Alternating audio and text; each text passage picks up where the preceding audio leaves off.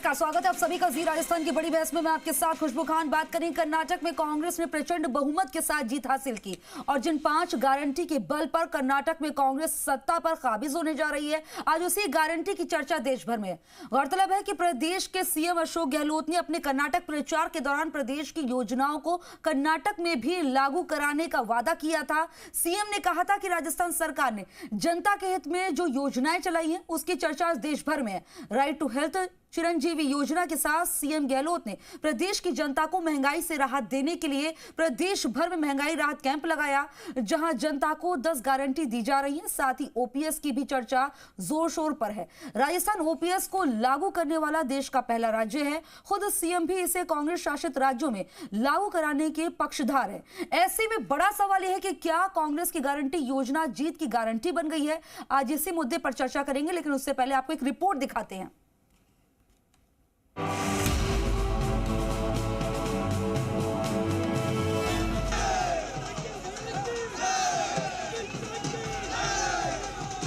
कांग्रेस ने कर्नाटक का किला फतेह कर लिया है। बीजेपी को बड़े अंतर के साथ हार का सामना करना पड़ा है। कर्नाटक चुनाव में कांग्रेस की जीत वाली गारंटी का जादू चल गया और वहां की जनता का कांग्रेस को भरपूर समर्थन मिला। कांग्रेस ने कर्नाटक चुनाव जीतने के लिए 5 गारंटी को पहली कैबिनेट की बैठक में लागू करने का वादा किया था, जो कि काम आ गया। अब आपको बताते हैं कि कर्नाटक में कांग्रेस जीत की 5 गारंटी आखिर थी क्या। गृह ज्योति, जिसमें 200 यूनिट फ्री बिजली है। गृह लक्ष्मी, जिसमें 2000 रुपए की मासिक सहायता दी जाएगी। अन्य भाग्य योजना, जिसमें बीपीएल परिवारों को हर एक महीने 10 किलो अनाज दिया जाएगा। अनन्य भाग्य युवा निधि, बेरोजगार स्नातकों को 2 साल के लिए 3000 रुपए प्रति महीने दिए जाएंगे। शक्ति योजना, महिलाओं को कर्नाटक की सरकारी बसों यानी कि एसआरटीसी और बीएमटीसी की बसों में मुफ्त यात्रा का वादा किया गया। कर्नाटक विजय में प्रदेश के मुख्यमंत्री अशोक गहलोत की भी बड़ी भूमिका है। अपने प्रचार अभियान के दौरान सीएम गहलोत ने कर्नाटक में घूम घूम कर राजस्थान की जनहित योजनाओं को कर्नाटक में भी लागू करने का वादा किया था। सीएम ने राइट टू हेल्थ, चिरंजीवी बीमा योजना और महंगाई राहत कैंप का हवाला दिया था। हम दावा करते हैं जो हमने कहा वो सब लागू हो रही है वहां पर। ये हमारा दावा है और ये हमारी खासियत भी है। जो कहा वो हम करके दिखा रहे हैं। आज जब कर्नाटक में कांग्रेस की जीत की गारंटी वाला फॉर्मूला चल गया, तो सीएम गहलोत ने इसका पूरा श्रेय राहुल गांधी को दिया और कहा कि उनकी भारत जोड़ो यात्रा के समय से ही लग गया था कि कांग्रेस वहां जीतेगी। सीएम ने कहा कि कर्नाटक में भ्रष्ट सरकार के प्रति लोगों में जो 40% वाली भावना थी, उसे मोदी जी और शाह जी नहीं तोड़ पाए और राजस्थान की कई योजनाओं को वहां के मैनिफेस्टो में शामिल किया गया। आज पूरे देश में राजस्थान की योजनाओं की चर्चा है। ये मोदी और शाह जी के लिए बड़ा झटका है।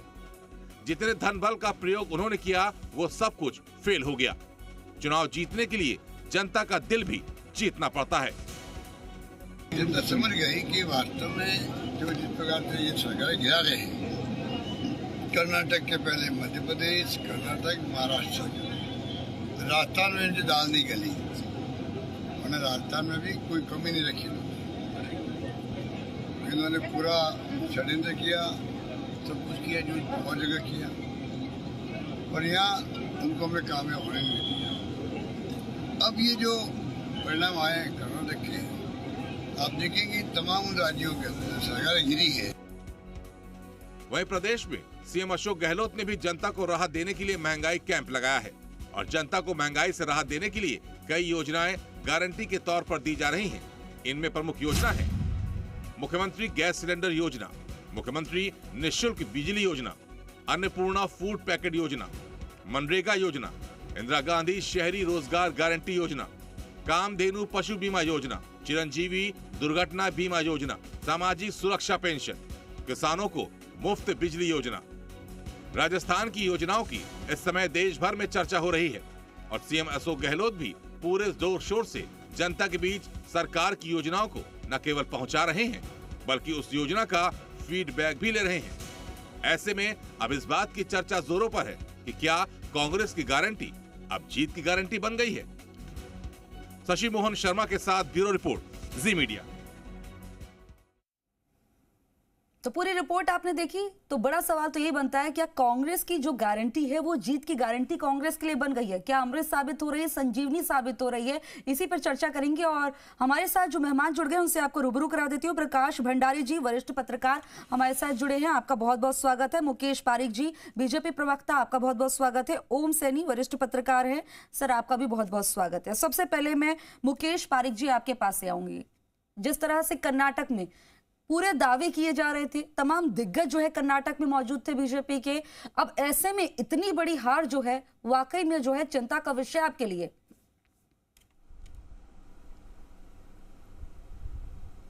देखिए, ये सही है कि जो हमको आशा थी, जिस प्रकार के परिणाम आने चाहिए थे वो नहीं आए। अब ये तो पार्टी इसका राष्ट्रीय स्तर पर चिंतन करेगी, प्रदेश स्तर पर भी चिंतन करेगी कि ऐसे आखिर क्या कारण रहे कि जिसके कारण हमारे जो अनुकूल परिणाम है वो नहीं मिल पाए। अब चूंकि लोकतंत्र है, इसमें जनता का फैसला मान्य होता है, सर्वोपरि होता है। अब जो भी फैसला आया है, लेकिन उस पर पार्टी निश्चित रूप से ये विश्लेषण करेगी। लेकिन एक चीज़ तय है कि जब जब परिणाम आते थे तो कांग्रेस हमेशा, जब जब बीजेपी के पक्ष में परिणाम आए तो कांग्रेस हमेशा आरोप लगाती थी और ईवीएम मशीनों पर दोष देती थी। लेकिन कम से कम ये संतोष है कि शायद कांग्रेस ने अब की बार किसी भी डिबेट में ये नहीं कहा कि ईवीएम मशीनों में कोई गड़बड़ी है जिसके कारण ऐसे परिणाम आए हैं। तो ठीक है, जो भी परिणाम है उस परिणामों पर तो आपसे मैं सवाल करूंगी कि ईवीएम वाला जिन जो है बाहर आएगा और आप इसके बारे में जरूर बोलेंगे कि ईवीएम की लाज बच गई इस बार, मुझे बिल्कुल उम्मीद थी। ठीक है, मैं आपके पास आऊंगी। प्रकाश जी, आपके पास किस तरह से देख रही है एक जीत जो कांग्रेस की हुई है? ये कांग्रेस की जीत, जिस तरह से देखा जाए कि जो गारंटी बात की जा रही है राजस्थान में, लोग बढ़ चढ़कर महंगाई राहत शिविर में भी आप देख रहे हैं किस तरह से पहुंच रहे हैं, आंकड़ा जो है रोजाना ये बढ़ता जा रहा है और ऐसे में लोगों को राहत मिल रही है। यही इसी तरह के वादे कर्नाटक में जिस तरह से किए गए और वो वादे जो हैं पूरी तरह से संजीवनी साबित हुए। मुख्यमंत्री अशोक गहलोत का ये जो पूरी तरह से बोला जाता है ना कि राजनीति का जादूगर कहा जाता है और जिस तरह से कहा जाता है कि वो अगर कोई रणनीति बनाते हैं तो सफल होती है, वो दिखाई दी है कर्नाटक में। देखिए, ऐसा सबसे बड़ी बात तो ये है कि जो कर्नाटक के परिणाम है वो ये दर्शाते हैं कि देश के अंदर एक राजनीतिक परिवर्तन शुरू हुआ। आज से एक राजनीतिक सोच की परिवर्तन जो है, एक नई सोच का जन्म हुआ है आज, और वो है भाजपा जैसी शक्तिशाली पार्टी हो गई, जबकि एक ज़माना से कांग्रेस को बहुत शक्तिशाली हो गई थी। और वो ऐसा जो आम कांग्रेस जन जो हैं वो ये सोचने लगे थे कि हम सर्वोपरि हैं। आज जो मुँह की खानी पड़ी बीजेपी को कर्नाटक में, वो ये दर्शाती है कि एक राजनीतिक सोच बदली है। सबसे बड़ी बात जो है, सबसे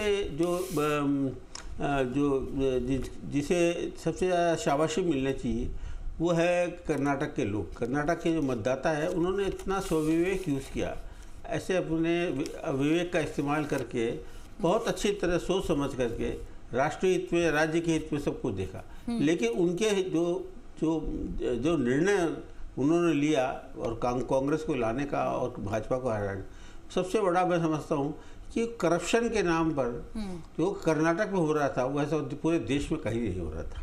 एक और दिल्ली में बैठे जो बड़े नेता हैं और जो सरकार चला रहे थे, वो ईडी, इनकम टैक्स और सीबीआई सारी जो छापे जो है वो अन्य पार्टियों के लोगों के पर डाले जा रहे थे। जबकि ये कभी भी आपने देखा कि एक भी भाजपा का कोई नेता, उसके घर पे छापे पड़े हो, उसके दफ्तर में छापे पड़े हो, क्या ये सब धनाढ़ों का आज जो है धनाढ़ों का खेल हो गया राजनीति। भाजपा के अंदर भी धनाढ़ भरे हुए हैं। जो सबसे मेरे ख्याल में सबसे ऐसी पार्टी जो सबसे बड़े धनाढ़ जो है इसी पार्टी में है। इस पार्टी के जो धनाढ़ हैं वो कोई करप्शन नहीं करते, वो जमाखोरी नहीं करते, वो करों की चोरी नहीं करते, वो लोग मनी लॉन्ड्रिंग में नहीं है। लेकिन किसी एक व्यक्ति पर भी भाजपा के किसी का ईडी का कोई छापा नहीं पड़ा, सीबीआई का कोई छापा नहीं पड़ा। ये सब लोगों को दिखता, ये सब दिख रहा था। कर्नाटक के लोग बड़े समृद्ध हैं, पढ़े लिखे हैं और वो समृद्धि भी चाहते हैं। लेकिन उन्होंने देखा ये 40% जो है ये खा जाते, ये इनको सजा देनी चाहिए। ये शुरुआत हुई है। और सबसे बड़ी बात है कि जो तो आप इसे शुरुआत मान के चल रहे हैं और इसका जवाब मुझे लगता है मुकेश जी से सीधा ले लेना चाहिए। मुकेश जी, जिस तरह से ये आरोप लग रहा है कि आप पर, बीजेपी पर ये आरोप लग रहा है कि ये अगर काम करते जिस तरह से कांग्रेस ने जो गारंटी दी है, जिस पे लोगों को भरोसा आया है, अगर आप लोगों ने भी ऐसी दी होती गारंटी, इसकी जगह की ईडी का इस्तेमाल किया, ये सारी चीजें आरोप हैं, ये मैं अपनी तरफ से नहीं कह रही हूँ, ये जो आरोप आप पर लग रहे हैं इसको कैसे देख रहे हैं कि सिर्फ जो है वाकई में ये ऐसा कुछ सिनेरियो रहा कि फंसाने की कोशिश की विपक्षी दल के नेताओं को, सीबीआई का, ईडी का इस्तेमाल किया, ना कि जिस तरह से जो तथ्य थे, जो मुद्दे थे, लोग जो चाहते थे उनको उठाया जाता?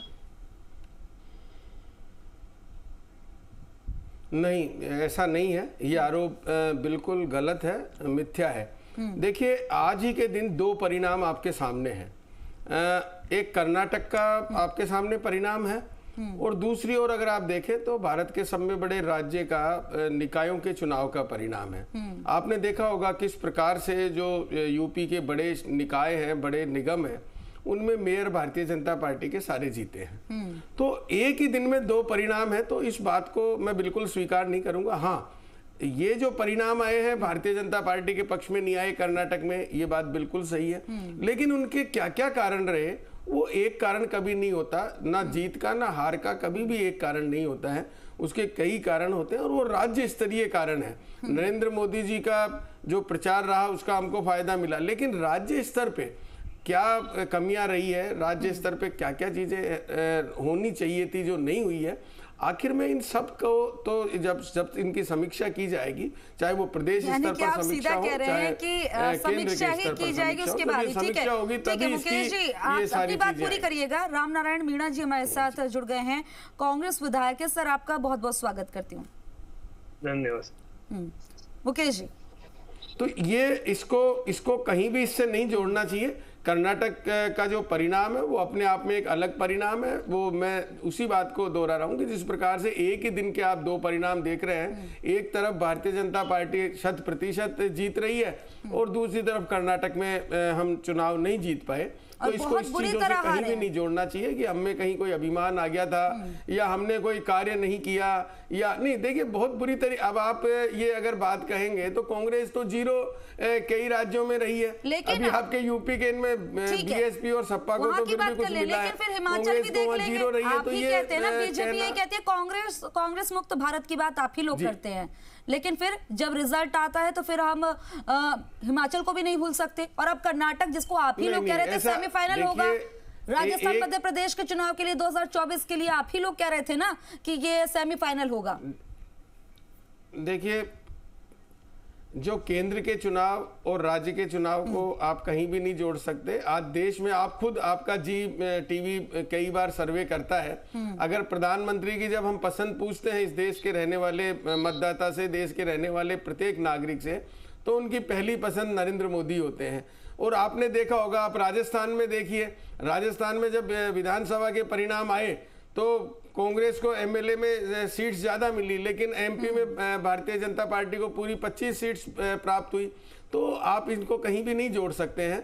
ये परिणाम एक सिर्फ इसको कर्नाटक राज्य का परिणाम है, उसमें क्या कमियां रही है, क्या नहीं रही है, वो जो है पहले सेमीफाइनल आप ही लोग कह रहे थे, आप कह रहे हैं मंथन किया जाएगा। ठीक है मुकेश जी, आपके पास आएंगे। राम नारायण जी, मैं इसको कोई सेमीफाइनल नहीं मानता। अभी आपके सामने राजस्थान में होगा, अगर आप 2024 में देखिएगा, आप खुशबू आप 2024 में देखिएगा कि यही कांग्रेस कम से कम 28 में से 18 सीटें जीती। देखिए, अभी 18 सीटें जीती। आज बात हो गई है, राजस्थान में बात हो गई है कितनी सीटें जीतेगी। ठीक है, राम नारायण जी, मैं आपके पास आ रही हूँ क्योंकि आज आप लोगों के लिए बहुत बड़ा दिन है। कर्नाटक 2024 से पहले इतनी बड़ी जीत, और ये जाहिर तौर पर मुख्यमंत्री का अगर कहेंगे बात, तो मुख्यमंत्री जिस तरह से यहाँ वादे करते हैं और राजस्थान के लिए जो कार्य कर रहे हैं, जो महंगाई राहत शिविर है, जो गारंटी जो यहाँ पर दी जा रही है, उसी की बात, उसी की तर्ज पर कहा गया था। कर्नाटक में जहां भी उनकी रैली हुई, मैनिफेस्टो की बात कर ले तो उन्होंने वहां पर भी कहा था, तो कहीं ना कहीं उसका फर्क बहुत ज्यादा वहां पर पड़ा है। जी देखिए, मैं कर्नाटक की जनता को, आम मतदाताओं को बहुत बहुत शुभकामनाएं देता हूँ, धन्यवाद देता हूँ, आभार व्यक्त करता हूँ कि उन्होंने ट्रेंड को चेंज किया है। हमारा देश भ्रष्टाचार के खिलाफ मैंडेट देना चाहता है। और कर्नाटक में भारतीय जनता पार्टी ने शासन संभाला तब से 40%।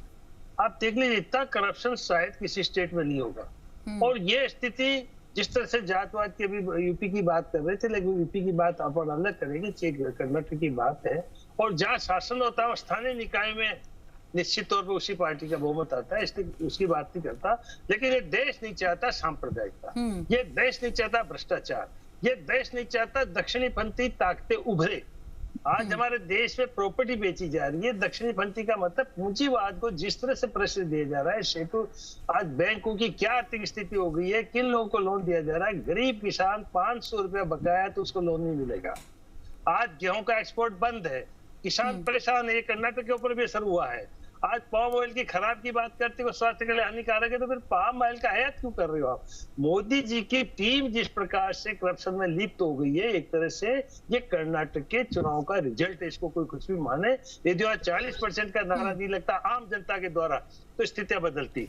इसलिए मैं पहले, ठीक है, कांग्रेस से उब चुके थे, नरेंद्र मोदी का नाम आ गया था, लेकिन मैं मेरे भाई से कहना चाहता हूं, यदि यही स्थिति रही, मोदी जी को सुधरना पड़ेगा, गरीब का ध्यान देना पड़ेगा, रोजगार को अवसर खोजना पड़ेगा, वहां जो बंद करते हैं उनके पूंजीवाद को कम करना पड़ेगा। अन्यथा 5 साल बाद में ये स्थिति बन जाएगी कोई नरेंद्र मोदी था। मैं उसकी खिलाफत नहीं कर रहा हूँ, लेकिन देश की जनता हम सबको देख रही है और कांग्रेस की लीडरशिप को भी वो देख रही है। ये कॉन्फिडेंस बोल रहा है जो आपका जीत का जो कॉन्फिडेंस है, वो आपका कॉन्फिडेंस बोल रहा है। ठीक, आप ही के चैनल में मैंने पहले भी कहा था कि देश की जनता अच्छा शासन चाहती है, भ्रष्टाचार के खिलाफ है, और भारतीय जनता पार्टी लेकिन तभी मैं कहूंगी सहज रहना चाहिए, क्योंकि कॉन्फिडेंस होना चाहिए, ओवर कॉन्फिडेंस नहीं होना चाहिए। ठीक है, अभी बिल्कुल। और हम तो काम करते, मैं अभी भी फील्ड में हूँ। देखिए, आप निमसरा गांव है, ये आप बिल्कुल गांव में हो और हम निर्माण कार्य में व्यस्त है। राजस्थान सरकार ने बहुत कुछ जनता को दिया है, मुख्यमंत्री जी को मैं धन्यवाद देना चाहता हूं। और कम से कम आज जितना काम राजस्थान में हो रहा है, न भूतो न भविष्य थे। हमारे 15 पुलियां बन रही, चंबल में 3 पुलियां चालू हो रही, काली सिंध में पुलियां है। ये जिस तरह से कनेक्टिविटी बढ़ा रहे हैं, जिस तरह से आम जन का हित कर रहे हैं, और जिस प्रकार से गरीबों के हितों की सोच है, आप शिक्षा, चिकित्सा, स्वास्थ्य, तो ये मैं मेरे भाई से अर्ज करना चाहता हूँ। राजस्थान में भी आपकी जनता की पार्टी, वो कांग्रेस पार्टी बन के उभरेगी। और कर्नाटक की जनता को पुनः बहुत बहुत धन्यवाद और आभार कि उन्होंने रास्ता खोला है हिंदुस्तान की जनता को। ठीक है, इसका सीधा जवाब जो है मुकेश जी से ले लेते हैं। ओम सैनी जी, मैं आपके पास आऊंगी, लेकिन क्योंकि पवार पलटवार की बात है, जीत है, कॉन्फिडेंस आया है, और वाकई में जो कॉन्फिडेंस दिख रहा है और जो तमाम बातें की जा रही हैं, तो मुकेश जी से इसका जवाब जरूर लेना बनता है। जी मुकेश जी। देखिए, रामनारायण जी बहुत वरिष्ठ नेता हैं, जमीन से जुड़े हुए लीडर हैं, लेकिन एक बात इनको जानकारी है, और ये जानकर भी अनजान बन रहे हैं। अभी इनकी सरकार के खिलाफ ही सचिन पायलट यात्रा निकाल रहे हैं, पद यात्रा।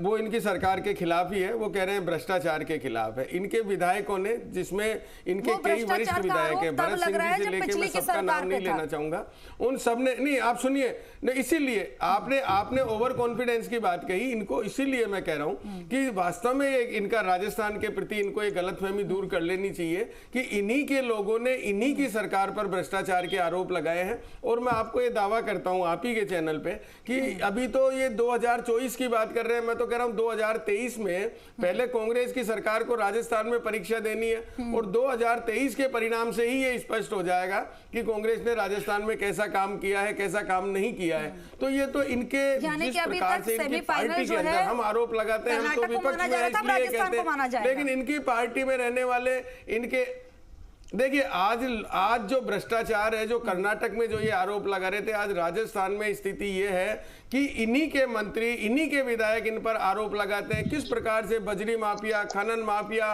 और आपके कितने तरह के माफिया, भू माफिया इनके राज्य में पनप रहे हैं। इनके शासन के दौरान लॉ एंड ऑर्डर की क्या स्थिति हुई है, ना महिलाएं सुरक्षित है, ना महिलाओं का मंगलसूत्र सुरक्षित है। और देखिए, और आपको बता रहा हूँ, ये जो आरोप है वो पूर्व की सरकार पे रामनारायण जी ने, नहीं एक बात देखिए खुशबू जी, एक बात बड़ी महत्वपूर्ण है, वो रह जाएगी, जनहित की बात है। अभी ये बहुत सारे कह रहे हैं कि हम बहुत छूट दे रहे हैं। अशोक गहलोत जी, अभी बिजली के बिलों में रामनारायण जी क्या किया, आप उसका जवाब दीजिए। आपने एक तरफ कहा हम 100 यूनिट फ्री देंगे और दूसरी तरफ आपने कितना सारा सरचार्ज लगा दिया। मतलब आपने जो पहले बिल आ रहा था आपकी छूट के पहले, उससे भी ज्यादा बिल जनता का आने लग गया है। तो आप कौन सी छूट दे रहे हैं? जनता देखिए सब चीज समझती है और जनता इन सब चीजों को देखती है। पहले तो आप अपना घर ही संभालिए, आपके नेता ही आप पर आरोप लगा रहे हैं। उनसे भी जवाब ले लेते हैं, क्योंकि देखा जाए कि ओम सैनी जी जाहिर तौर पर कर्नाटक में जीत हुई है, तो इसे आप कैसे देख रहे हैं कि इसका राजस्थान और मध्य प्रदेश पर कितना फर्क पड़ेगा? देखिए, महत्वपूर्ण बात यह कि जो सैद्धांतिक मतभेद है, भारतीय जनता पार्टी जिस तरह का देश बनाना चाहती है मोदी जी के नेतृत्व में, और कांग्रेस जिस तरह का देश बनाना चाहती है, उसकी सीधे सीधे लड़ाई थी। और कर्नाटका में सोचा जा रहा था कि इससे पता लगेगा कि मोदी जी का जो गति राष्ट्रवाद है या बहुसंख्यकवाद है या वो जो उनकी योजनाएं हैं वो कितनी पॉपुलर है। तो इधर कांग्रेस जो लगातार एलिस्ट करती रही, आरोप लगाती रही है, ये जो शासन है ये कॉर्पोरेट्स का शासन है, ये कॉर्पोरेट्स की मदद करने वाला है, ये गरीबों और बेरोजगारों के बारे में सोचने वाला नहीं है, जो राहुल गांधी हर जगह बोलते रहे हैं। तो ये सीधा सीधा बड़ा स्पष्ट रूप से एक सैद्धांतिक लड़ाई का सिलसिला बना था। उस सैद्धांतिक लड़ाई को एक बटे हुए समाज में, लिंगायत, गोकालिंगा, SC, ST, ये सारे समुदाय हैं, उन समुदायों के बीच में जिस तरह का डिवीजन था, वो डिवीजन उस तरफ आ गया जिसको जनता के सवालों के साथ जी आपके पास आते अपनी बात पूरी करिएगा, लेकिन प्रियंका गांधी कुछ कह रही है, एक बार सुनवा देते हैं। गांधी जी ने जो कर्नाटका से यात्रा निकाली, उसमें जो 91 शायद या 91 से विधानसभा थी, उनमें से 75% जीती गई है कांग्रेस द्वारा। कांग्रेस अध्यक्ष जी ने मन बनाया कि कांग्रेस को जिताना ही है। 1 महीने से वे कर्नाटका में रहे, उन्हीं के नेतृत्व में पूरा संचालन हुआ। श्री सिद्धरामैया जी और श्री DK शिव कुमार जी को भी बहुत बहुत बधाई। सारे जितने भी कर्नाटका में कांग्रेस के कार्यकर्ता हैं, उन सब ने अथक परिश्रम किया। उन्हीं के परिश्रम की वजह से आज ये जीत हासिल हुई है। तो अब हम सबके दिल में यही बात होनी चाहिए कि एक बहुत बड़ी जिम्मेदारी है।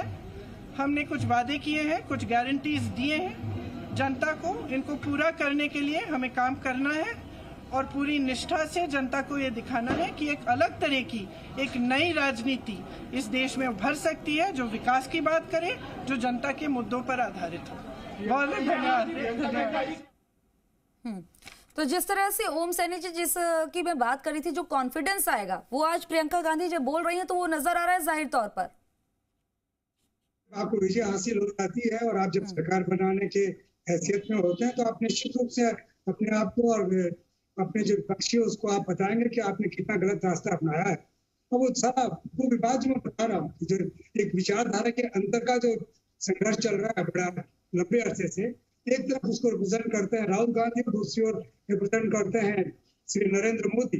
तो ये जो मुकाबला कर्नाटक में था, ये नरेंद्र मोदी आपका जो अपना विचारधारा का जो सिलसिला जो पार्टी से उन्होंने हासिल की उसमें, और कांग्रेस की वो विचारधारा जिसका नेतृत्व राहुल गांधी करते रहे भारत जोड़ो के हिसाब से, तो उसका एक परिणाम है ये। ऐसा नहीं है। देखिए, राष्ट्रीय मुद्दों पर जो फैसले होते हैं, लुधियाना में क्या हुआ, वहाँ आप पार्टी जीती है, कर्नाटक में जैसे कांग्रेस जीती है। और ये जो नगर निगम के कॉर्पोरेशन के जो चुनाव होते हैं, उनको लेकर के अगर आप समझ रहे हैं कि आपकी बड़ी विजय हो गई है, तो मैं सुन रहा हूँ बहुत सारे चैनल्स पे सुपड़ा साफ हो गया, सुपड़ा साफ हो गया, सुपड़ा तो उधर कर्नाटक में साफ हो गया। यानी सैद्धांतिक लड़ाई का एक नतीजा है जो इस देश के लिए बेहतर है। और ये समाज ये समझाता है कि किसी जड़मूल से किसी दल को समाप्त नहीं किया जा सकता।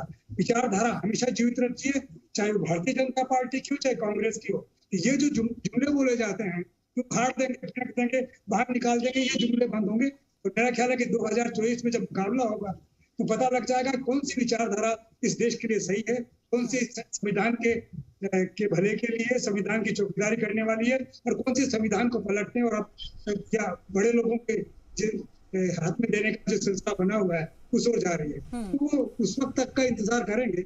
अभी तो जो लोग कांग्रेस के जो रिप्रेजेंटेटिव हैं वो जो कह रहे हैं और बीजेपी के जो रिप्रेजेंटेटिव कह रहे हैं वो ठीक है, लेकिन ये सैद्धांतिक लड़ाई का एक नतीजा है जिसमें कांग्रेस विजयी हुई है। तो कांग्रेस को कॉन्फिडेंस होना चाहिए कि वो इसी घोषणा पत्र के साथ इसी विचारधारा के साथ में, जिसके लिए उसको भारतीय जनमानस पहचानता रहा है, उसको लेकर के वो दूसरे प्रदेशों तक जाएगी और राजस्थान में भी अपना वो सिलसिला दिखाएगी।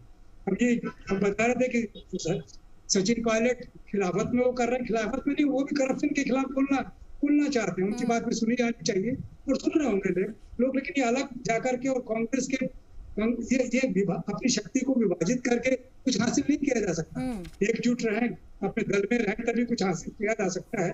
भारतीय जनता पार्टी भी अपने दल में रहे और हिम्मत जुटाए कि भारतीय जनता पार्टी का जन्म जिसके लिए हुआ था सन 1980 में, उस रास्ते पर लौटना चाहिए। ये रास्ता नहीं है भारतीय जनता पार्टी का, जिसमें आज की तारीख में 2 नेता चल रहे हैं, ये नहीं है रास्ता। कांग्रेस का विकल्प बनने वाली पार्टी अब एक डरावनी पार्टी बन गई है, जो ईडी के माध्यम से, सीबीआई के माध्यम से, इन सब के माध्यम से बिल्कुल एक लोकतंत्र में जो है विपक्षी दलों का होना बहुत जरूरी है, तभी मुद्दे जो है जाहिर तौर पर उठाए जाते हैं। और जिस तरह से कर्नाटक में कांग्रेस की जीत हुई है, कई सारे जो है इसके मायने भी निकल रहे हैं। आप लोगों से मैं चर्चा जारी रखूंगी। एक वक्त हो गया, छोटा सा वक्त, ब्रेक के बाद जल्द हाजिर होंगे और इस पर फिर से ये बड़ी चर्चा जारी रहेगी।